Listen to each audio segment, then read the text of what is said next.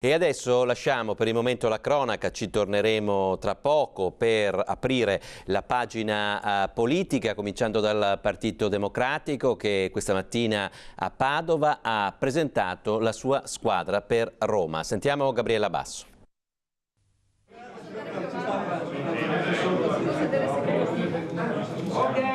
Sono tutti veneti, espressione della politica, della segreteria di partito, delle amministrazioni locali. Sono i candidati del Partito Democratico Veneto per le elezioni politiche del 24 e 25 febbraio. Nessun paracadutato dall'alto, nessun elemento che non sia del territorio. È la prima battaglia che il PD Veneto vince con la segreteria nazionale. Il Partito Democratico del Veneto intende contare laddove si conta, nel luogo dove si governa, quindi a Roma.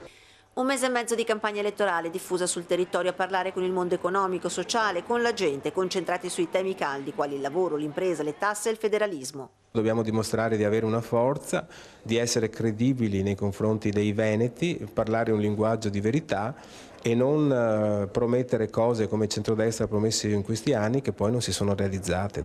Ai veneti il Partito Democratico chiede attraverso la capolista al Senato Laura Puppato di credere in loro. Dicevo, quello che noi chiediamo al Veneto è il pragmatismo di cui ha sempre dimostrato di essere il leader in Italia.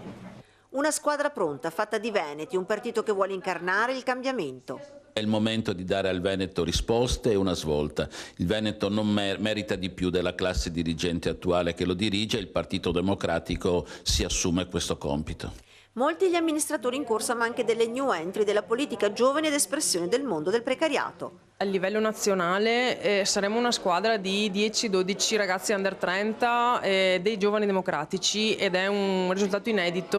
E se le elezioni politiche per il PD Veneto è un obiettivo immediato, la segretaria Filippin lancia già il guanto di sfida per la regione. Volevamo dare un messaggio alla nostra regione. Noi siamo pronti ad assumerci la responsabilità del governo di questo paese e della nostra regione.